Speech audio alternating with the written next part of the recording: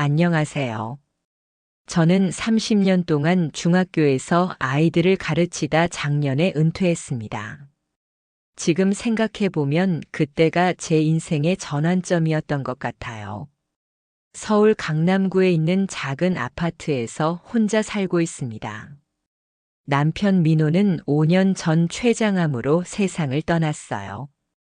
투병 생활이 2년이나 계속됐는데 그때는 정말 힘들었죠.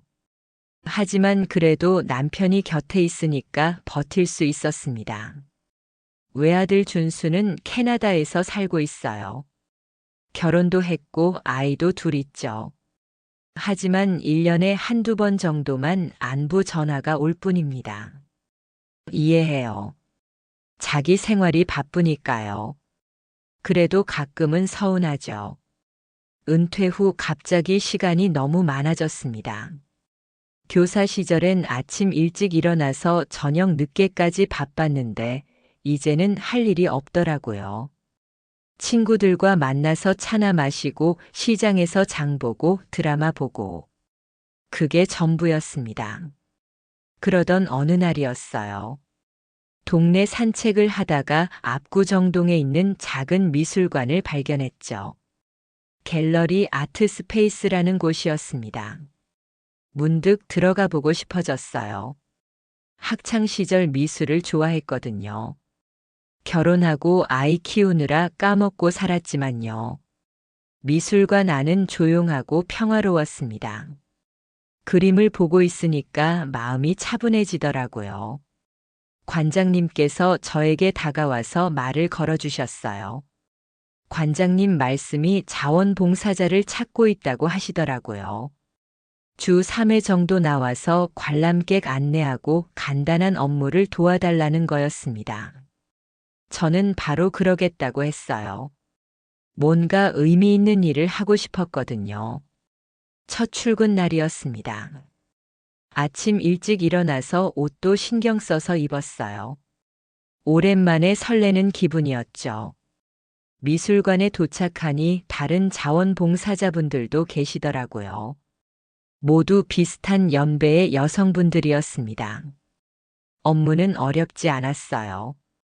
관람객들에게 전시 안내를 해드리고 도록 정리하고 간단한 사무일을 보는 거였죠. 30년간 교사를 했던 경험이 도움이 됐습니다. 사람들과 이야기하는 게 어렵지 않더라고요. 점심시간에 다른 봉사자분들과 얘기를 나눴습니다.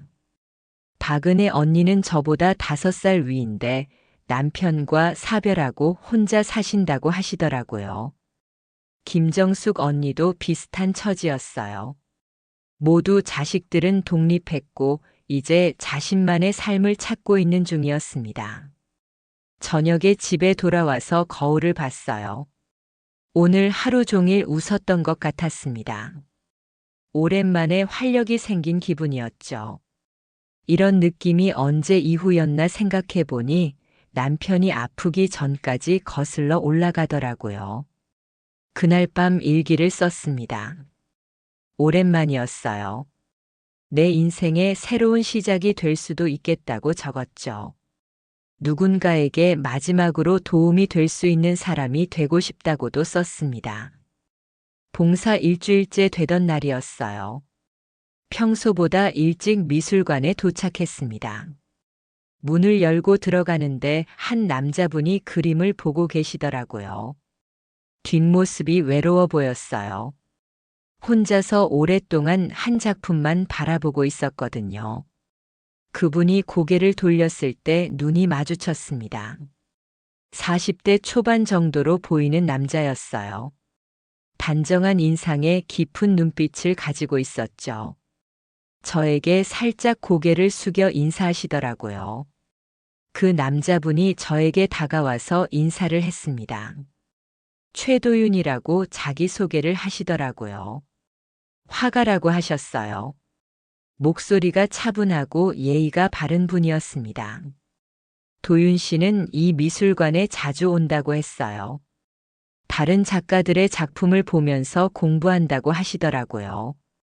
제가 자원봉사를 한다고 하니까 대단하다고 칭찬해 주셨습니다.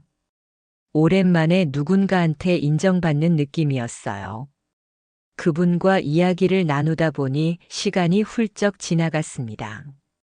미술에 대한 조예가 깊으시더라고요. 제가 궁금해하는 그림들에 대해서도 친절하게 설명해 주셨어요. 이런 대화가 얼마나 오랜만인지 몰라요. 도윤 씨 이야기를 들어보니 안쓰러웠습니다. 부모님이 사업 실패로 빚을 많이 지셨대요. 그래서 화가의 꿈을 접고 회사에 다니려고 했지만 결국 그림을 포기할 수 없어서 지금까지 버티고 있다고 하시더라고요. 홍대 근처 작은 작업실에서 생활하고 계신데요. 월세도 밀린 상태라고 솔직하게 말씀하시더라고요. 그런데도 그림에 대한 열정만큼은 식지 않았다고 했습니다. 그 모습이 참 안쓰러우면서도 대단해 보였어요. 저는 교사 생활을 하면서 많은 아이들을 봤습니다.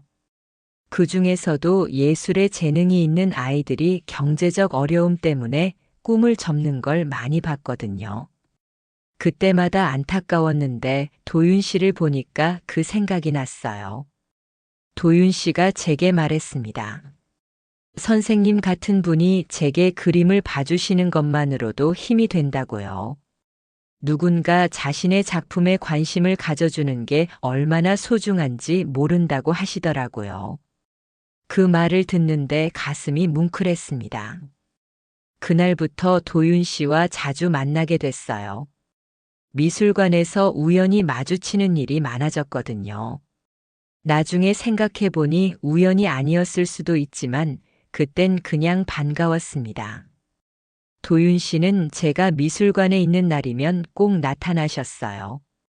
그리고 저에게 그림에 대해 설명해 주시고 때로는 개인적인 이야기도 들려주셨죠. 저도 모르게 그분을 기다리게 되더라고요. 어느 날 도윤 씨가 자신의 작업실로 초대해 주셨습니다. 작품을 한번 보여주고 싶다고 하시더라고요. 처음엔 망설였어요. 젊은 남자의 작업실에 혼자 가는 게 좀 그렇잖아요. 하지만 호기심이 더 컸습니다. 홍대 입구역에서 내려서 좁은 골목길을 한참 걸어갔어요. 낡은 건물 3층에 작업실이 있었습니다. 문을 열고 들어가니까 캠퍼스와 물감 냄새가 코를 찔렀어요. 오랜만에 맡아보는 냄새였죠. 작업실은 좁았지만 정리가 잘 되어 있었습니다. 벽에는 도윤 씨의 그림들이 걸려 있었어요. 대부분 풍경화였는데 색채가 참 아름다웠습니다. 기법도 뛰어나 보였고요. 도윤 씨가 저를 위해 차를 끓여주셨습니다. 그러면서 그림 하나하나에 담긴 이야기를 들려주시더라고요. 이 그림은 고향 풍경이고 저 그림은 아버지를 그리워하며 그린 거라고요. 각각의 작품에 진심이 담겨 있더라고요. 저는 그분의 재능이 아깝다고 생각했습니다. 이렇게 좋은 그림을 그리는데 제대로 알려지지 않은 게 안타까웠어요. 교사였던 제 눈에도 충분히 훌륭한 작품들이었거든요. 작업실을 둘러보면서 도윤 씨의 생활이 얼마나 힘든지 알 수 있었습니다. 냉장고는 거의 비어 있었고 이불도 낡아 보였어요. 그래도 그분은 불평하지 않으셨습니다. 오히려 저를 초대한 걸 감사해 하시더라고요. 돌아오는 길에 마음이 복잡했습니다. 재능 있는 예술가가 현실의 벽 앞에서 고군분투하는 모습을 보니까요. 저한테 뭔가 할 수 있는 일이 있을까 생각했어요. 그때 머릿속에 떠오른 건 혼잣말이었습니다. 내 인생에서 누군가에게 마지막으로 도움이 될 수 있다면 좋겠다고요. 그날 밤 잠이 잘 오지 않았어요. 계속 도윤 씨 생각이 났거든요. 그분의 간절함과 열정이 마음에 남아 있었습니다. 뭔가 제가 도울 방법이 있을 텐데 하는 생각이 들었어요. 다음 주부터 도윤 씨와의 만남이 더 잦아졌습니다. 미술관 봉사가 끝나면 함께 전시회를 보러 다니기 시작했어요. 인사동, 삼청동, 청담동까지 서울 곳곳의 갤러리를 돌아다녔죠. 처음엔 그냥 미술 공부라고 생각했습니다. 하지만 점점 다른 감정이 생기기 시작했어요. 도윤 씨와 함께 있으면 기분이 좋아졌거든요. 오랜만에 느끼는 설렘이었죠. 도윤 씨는 항상 저를 배려해 주셨어요. 전시회장에서 제가 이해하기 어려운 작품이 있으면 쉽게 설명해 주시고 걸을 때도 제 걸음에 맞춰 주셨습니다. 이런 세심함이 고마웠어요. 어느 날 예술의전당에서 모네 전시를 보고 있었어요. 수련 연작 앞에서 한참 서 있는데 도윤 씨가 제 곁으로 다가왔습니다. 그리고 조용히 말씀하시더라고요. 경자 선생님이 이런 그림을 좋아하시는군요. 역시 품격이 다르시다고 하시더라고요. 그 말에 얼굴이 빨개졌어요. 남편이 죽은 후로는 이런 칭찬을 들어본 적이 없었거든요. 전시를 다 보고 나서 근처 카페에 앉았습니다. 도윤 씨가 커피를 주문해 주시면서 말했어요. 저와 함께 미술관을 다니는 게 얼마나 즐거운지 모른다고요. 혼자 보는 것과는 완전히 다르다고 하시더라고요. 그때 처음으로 나이 얘기가 나왔습니다. 제가 16살이나 많다고 하니까 도윤 씨가 웃으시더라고요.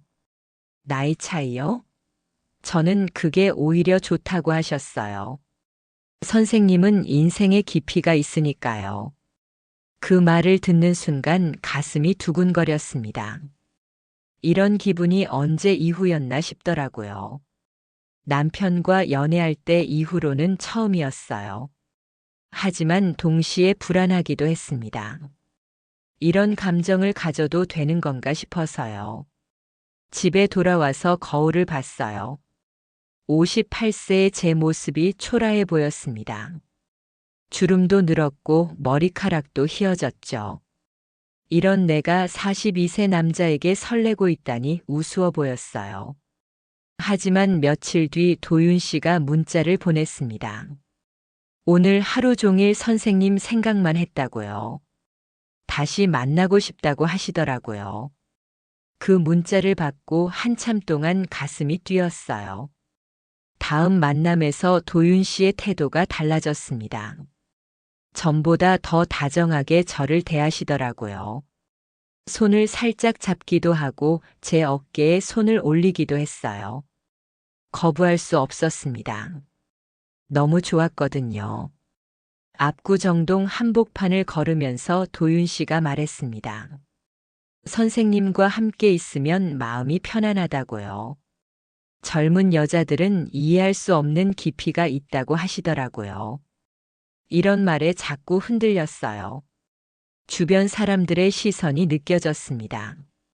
나이 차이가 많이 나는 저희를 보고 수군거리는 소리도 들렸어요. 하지만 신경 쓰지 않으려고 했습니다. 오랜만에 느끼는 행복감을 포기하고 싶지 않았거든요. 박은희 언니가 조심스럽게 말씀하셨어요. 저 화가분, 여자 후원자들을 많이 만난다던데요 라고 하시더라고요. 다른 봉사자분도 비슷한 소리를 했습니다. 하지만 저는 믿고 싶지 않았어요. 도윤 씨는 다르다고 생각했습니다. 저를 진심으로 대하고 있다고 믿었거든요. 그분의 눈빛과 말투에서 거짓을 찾을 수 없었어요. 아니, 찾고 싶지 않았던 거겠죠. 어느 날 저녁 도윤 씨가 저를 한강공원으로 데려갔습니다. 벤치에 앉아서 야경을 보면서 이야기를 나눴어요. 그때 도윤 씨가 제 손을 잡더라고요. 경자 선생님, 저는 진심입니다라고 말씀하시더라고요. 나이 따위는 중요하지 않다고 저를 보면 마음이 따뜻해진다고 하셨어요. 그 순간 모든 걱정과 불안이 사라졌습니다. 집에 돌아와서 일기에 썼어요. 이런 감정을 다시 느낄 수 있을 거라고는 생각 못 했다고요. 도윤 씨 덕분에 새로운 봄이 온 것 같다고 적었습니다. 그날 밤 꿈을 꿨어요. 도윤 씨와 함께 유럽 여행을 가는 꿈이었습니다. 파리의 미술관에서 손을 잡고 그림을 보는 모습을 꿈꿨죠. 꿈에서라도 행복했습니다. 한 달 정도 지났을 때였어요. 도윤 씨가 평소와 다르게 표정이 어두워 보였습니다. 무슨 일이냐고 물어보니 한참을 망설이시더라고요. 결국 말씀하시더라고요. 개인 전시회를 할 기회가 생겼는데 돈이 부족하다고요. 인사동에 있는 유명한 갤러리에서 제안을 받았다고 했습니다. 평생에 한 번 있을까 말까 한 기회라고 하시더라고요. 전시회에 필요한 비용이 7천만 원 정도라고 했어요. 작품 제작비, 액자 비용, 갤러리 임대료, 도록 제작비까지 포함해서요. 은행 대출은 거절당했다고 하시더라고요. 담보로 내세울 게 없다는 이유로요. 도윤 씨의 눈에 눈물이 맺혔습니다. 이번 기회를 놓치면 평생 후회할 거라고 하시더라고요. 지금까지 버텨온 게 모두 이 순간을 위해서였는데 돈 때문에 포기해야 한다니 너무 억울하다고 했어요. 저는 마음이 아팠습니다. 재능 있는 예술가가 돈 때문에 꿈을 접어야 한다는 게 말이 되나 싶었거든요. 그때 문득 생각이 났어요. 제가 도울 수 있지 않을까 하는 생각이요. 남편이 남겨준 보험금과 제 퇴직금을 합치면 2억 정도 있었어요. 7천만 원은 충분히 도와줄 수 있는 금액이었죠. 하지만 선뜻 말이 나오지는 않았습니다. 아무래도 큰 돈이잖아요. 집에 돌아와서 며칠 동안 고민했습니다. 정말 도윤 씨를 도와줘야 할까요? 혹시 나중에 돈만 떼이는 건 아닐까요? 하지만 그분의 간절한 모습이 계속 떠올랐어요. 결국 마음을 정했습니다. 7천만 원을 빌려주기로 했어요. 물론 나중에 전시가 성공하면 돌려받는다는 조건으로요. 도윤 씨에게 전화를 걸어서 도와주겠다고 말했습니다. 도윤 씨가 펑펑 울었어요. 고맙다는 말을 수십 번 했습니다. 평생 은인으로 생각하겠다고, 꼭 성공해서 보답하겠다고 약속하시더라고요. 그 모습을 보니까 제 마음도 뿌듯했어요. 은행에 가서 돈을 찾았습니다. 평생 처음으로 이렇게 큰 돈을 한 번에 빼는 거였어요. 은행원이 사기를 당하는 건 아닌지 걱정된다고 하더라고요. 하지만 저는 확신했습니다. 도윤 씨는 그런 사람이 아니라고요. 돈을 건네주면서 도윤 씨와 간단한 차용증을 작성했어요. 전시가 끝나고 3개월 후에 갚기로 했습니다. 이자는 받지 않기로 했어요. 저에겐 투자가 아니라 도움이었거든요. 도윤 씨가 제 손을 꼭 잡고 말했습니다. 선생님이 아니었다면 제 인생은 끝났을 거라고요. 이 은혜는 평생 잊지 않겠다고 하시더라고요. 그 말을 듣고 가슴이 벅찼어요. 전시 준비가 시작됐습니다. 도윤 씨는 밤낮 없이 작업에 몰두했어요. 새 작품도 몇 점 더 그렸습니다. 저도 가끔 작업실에 가서 응원해드렸죠. 드디어 전시회가 열렸습니다. 인사동에 있는 제법 유명한 갤러리였어요. 도윤 씨의 그림들이 멋지게 걸려 있었습니다. 저는 정말 자랑스러웠어요. 제가 도운 작가의 첫 개인전이었거든요. 오프닝 날에는 생각보다 많은 사람들이 왔습니다. 미술계 인사들도 몇 분 오셨더라고요. 도윤 씨가 저를 소개해 주셨어요. 후원자라고 하면서요. 그때 정말 뿌듯했습니다. 전시는 한 달 동안 계속됐어요. 그동안 몇 점의 작품이 팔렸습니다. 생각보다 반응이 좋았죠. 도윤 씨는 정말 기뻐했어요. 저도 덩달아 행복했습니다. 전시가 끝나갈 무렵 도윤 씨가 말했어요. 이번 전시 덕분에 더 큰 기회가 생겼다고요. 해외 전시 제안까지 들어왔다고 하시더라고요. 정말 대단한 일이었습니다. 제 투자가 성공한 것 같았어요. 7천만 원으로 도윤 씨의 인생을 바꿔준 거잖아요. 저 자신도 뿌듯했습니다. 누군가에게 마지막으로 도움이 되고 싶다는 제 바람이 이루어진 것 같았거든요. 전시가 끝나고 한 달쯤 지났을 때였어요. 도윤 씨가 또 다른 제안을 가지고 왔습니다. 이번에는 더 큰 규모였어요. 파리에 있는 갤러리에서 연락이 왔다고 했어요. 한국 작가 특별전에 참여해달라는 제안이었죠. 하지만 비용이 만만치 않다고 하시더라고요. 작품 운송비, 체재비, 프로모션 비용까지 합치면 2억이 필요하다고 했습니다. 처음엔 망설였어요. 2억은 너무 큰 돈이었거든요. 하지만 도윤 씨가 간절하게 부탁했습니다. 이번이 정말 마지막 기회라고, 이걸 놓치면 다시는 이런 기회가 없을 거라고 하시더라고요. 저에게 의심하냐고 물었습니다. 선생님, 저를 의심하세요? 전심으로 선생님을 사랑하는데라고 하시더라고요. 그 말을 듣는 순간 마음이 흔들렸어요. 도윤 씨가 울먹이면서 말했어요. 지금까지 저를 믿어주신 건 선생님뿐이라고요. 다른 사람들은 모두 저를 의심하지만 선생님만은 다르다고 생각했는데 이제 선생님마저 저를 불신하시는 거냐고 했습니다. 그 모습을 보니까 미안해졌어요. 저 혼자만 믿어주는 사람인데 의심하면 안 되겠다는 생각이 들었죠. 결국 남은 돈을 모두 투자하기로 했습니다. 통장 잔고를 거의 다 털어서 2억을 마련했어요. 집도 담보로 잡혀야 했습니다. 하지만 도윤 씨를 믿었거든요. 파리 전시가 성공하면 충분히 회수할 수 있을 거라고 생각했어요. 돈을 건네주면서도 불안한 마음이 있었습니다. 하지만 도윤 씨가 확신에 찬 목소리로 말하시더라고요. 6개월 후면 모든 돈을 이자와 함께 갚겠다고요. 파리 전시 성공은 확실하다고 했습니다. 처음 며칠은 연락이 잘 왔어요.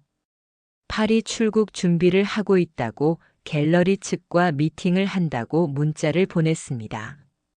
저는 설레는 마음으로 소식을 기다렸어요. 그런데 일주일쯤 지나니까 연락이 뜸해지기 시작했습니다. 전에는 하루에 몇 번씩 문자가 왔는데 이제는 2-3일에 한 번 정도만 왔어요. 바쁘시겠거니 하고 이해하려고 했습니다. 2주가 지나자 아예 연락이 끊겼어요. 제가 문자를 보내도 답이 없었습니다. 전화를 걸어도 꺼져 있다고 나왔죠. 이상했지만 해외에 있으니까 통신이 안 될 수도 있다고 생각했어요. 한 달이 지나도 소식이 없었습니다. 이제 정말 불안해지기 시작했어요. 미술관 동료들에게 물어봐도 아무도 도윤 씨를 본 사람이 없었습니다. 작업실에도 가봤지만 문이 잠겨 있었어요. 박은희 언니가 조심스럽게 말씀하셨어요. 혹시 사기를 당한 건 아니냐고요. 하지만 저는 그럴 리 없다고 부정했습니다. 도윤 씨는 그런 사람이 아니라고 믿고 싶었거든요. 2달째 되던 날 미술관에서 충격적인 소식을 들었습니다. 새로운 자원봉사자분이 말씀하시더라고요. 최도윤이라는 화가를 아느냐고요. 그 사람 때문에 피해를 본 여자들이 많다고 했습니다. 자세히 물어보니 끔찍한 진실이 드러났어요. 도윤 씨는 이미 결혼한 유부남이었습니다. 부인과 아이도 있었고요. 그런데 이혼한다고 거짓말하면서 여러 여자들을 상대로 사기를 쳐왔다는 거예요. 저만 속은 게 아니었습니다. 비슷한 연배의 여성들 여러 명이 피해를 봤더라고요. 모두 같은 수법이었어요. 로맨스로 접근해서 신뢰를 쌓은 다음 전시회 핑계로 거액을 받아내는 거였죠. 그 순간 머릿속이 하얘졌습니다. 지난 몇 개월 동안의 모든 기억이 거짓이었다는 걸 깨달았거든요. 도윤 씨의 다정한 말들, 애정 어린 눈빛, 모든 게 연기였다는 거였어요. 집에 돌아와서 울었습니다. 분노보다는 절망감이 더 컸어요. 58세에 이런 바보 같은 일을 당했다는 게 너무 창피했습니다. 어떻게 이런 사기에 넘어갔을까 싶었어요. 그날 밤 잠을 이룰 수 없었습니다. 2억 7천만 원이라는 거액이 한순간에 사라진 현실이 믿기지 않았어요. 평생 모은 돈이 모두 날아간 거였습니다. 며칠 동안 집에서 나오지 못했어요. 사람들을 볼 면목이 없었거든요. 미술관 봉사도 그만뒀습니다. 박은희 언니가 걱정되어서 찾아왔지만 문도 열어주지 않았어요. 한 주가 지나자 현실을 받아들여야 한다는 생각이 들었습니다.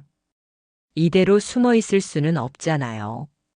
경찰서에 신고라도 해야겠다고 마음먹었어요. 강남 경찰서에 신고를 하러 갔습니다. 담당 형사가 친절하게 상황을 들어주셨어요. 하지만 현실은 냉혹했습니다. 돈을 찾기는 어려울 거라는 얘기를 들었어요. 도윤 씨가 이미 여러 번 고발당한 상습범이라는 사실도 알게 됐습니다. 진짜 이름도 최도윤이 아니었어요. 가짜 신분으로 활동해왔던 거였습니다. 저는 완전히 속은 거였죠. 형사님이 비슷한 피해자들이 모임을 만들었다고 알려주셨어요. 서로 정보를 공유하고 법적 대응을 함께 하고 있다는 거였습니다. 연락처를 받아서 모임에 참석해 봤어요. 피해자 모임에서 만난 사람들의 사연을 들으니 더 참담했습니다. 저보다 더 많은 피해를 본 분도 계셨어요. 모두 비슷한 수법에 당한 중년 여성들이었습니다. 김영희라는 분은 3억을 잃었다고 하시더라고요. 남편과 사별하고 혼자 사시는 분이었는데 전 재산을 털렸다고 했습니다. 이혜숙 언니는 아파트까지 팔아서 4억을 줬다가 집을 잃었다고 하시더라고요. 우리 모두 같은 아픔을 공유하고 있었어요. 외로움을 이용당했다는 자괴감, 나이 들어서 사랑을 꿈꿨다는 부끄러움, 거액을 잃었다는 절망감까지요. 하지만 함께 있으니까 덜 외로웠습니다. 변호사를 선임해서 집단 소송을 준비했어요.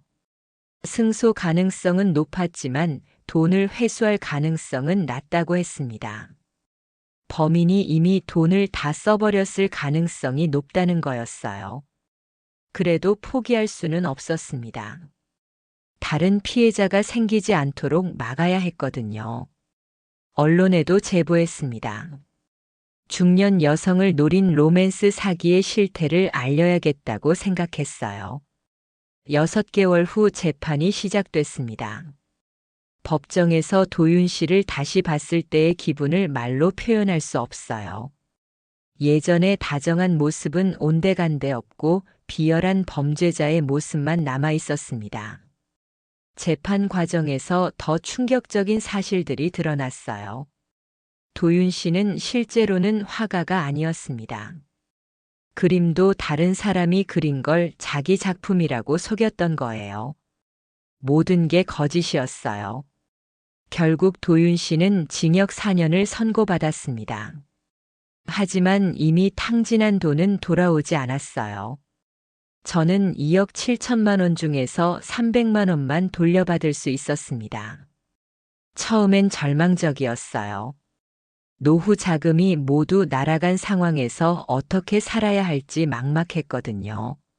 하지만 시간이 지나면서 마음가짐이 달라졌습니다. 그때 예전 제자들이 저를 찾아왔어요. SNS를 통해 제 상황을 알게 됐다고 하더라고요. 선생님 힘내세요라고 위로해주는 아이들을 보니까 눈물이 났습니다. 아직도 저를 기억해주는 사람들이 있다는 게 고마웠어요. 제자 중 한 명이 제안했습니다. 노인 대상 범죄 예방 강연을 해보시라고요. 제 경험담이 다른 분들에게 도움이 될 거라고 하더라고요. 처음엔 창피해서 망설였지만 결국 시작하기로 했어요. 첫 강연은 종로구 복지관에서 했습니다. 60대 이상 어르신들이 30명 정도 모였어요. 제 경험을 솔직하게 털어놓았습니다. 어떻게 사기를 당했는지, 어떤 함정이 있었는지 자세히 설명했어요. 청중들의 반응이 뜨거웠습니다. 비슷한 경험을 하신 분들도 계셨고 위험할 뻔했던 분들도 있었어요. 제 이야기가 도움이 됐다고 고마워하시는 분들을 보니까 보람을 느꼈습니다. 그 후로 여러 곳에서 강연 요청이 들어왔어요. 구청, 복지관, 노인대학까지 다양한 곳에서 제 이야기를 들으려고 했습니다.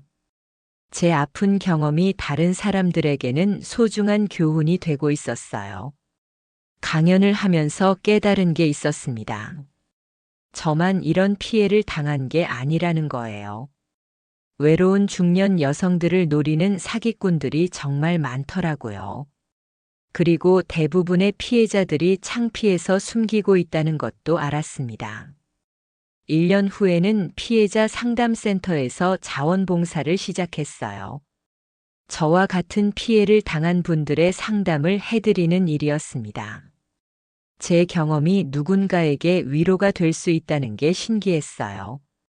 경제적으로는 여전히 어려웠습니다.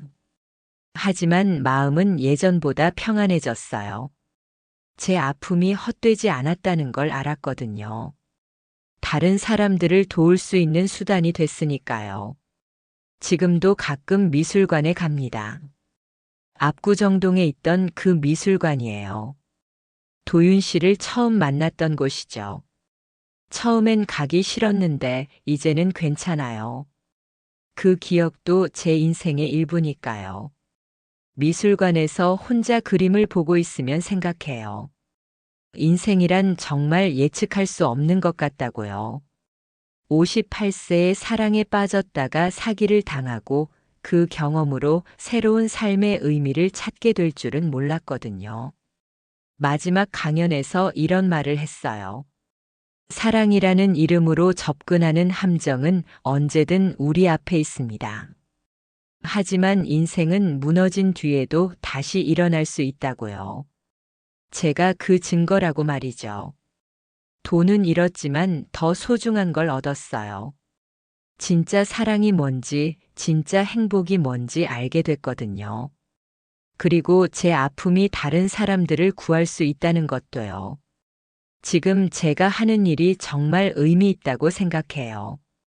누군가에게 마지막으로 도움이 되고 싶다는 제 바람이 이런 식으로 이루어질 줄은 몰랐지만 결국 이루어졌잖아요. 다만 제가 생각했던 방식과는 달랐을 뿐이죠. 어젯밤에도 상담 전화가 왔어요. 70세 할머니였는데 젊은 남자가 접근해서 돈을 요구한다고 하시더라고요. 제가 조언을 해드렸습니다. 그 할머니가 고맙다고 하시는 목소리를 들으니 뿌듯했어요. 이제 저는 알아요. 진정한 사랑은 받는 게 아니라 주는 거라는 걸요. 도윤 씨에게서 받으려고 했던 사랑은 가짜였지만 제가 다른 분들에게 주는 도움은 진짜거든요. 끝까지 들어주셔서 감사합니다. 선생님들 구독, 좋아요 부탁드립니다. 선생님들의 가정에 행복이 가득하기를 마음 깊이 기원합니다.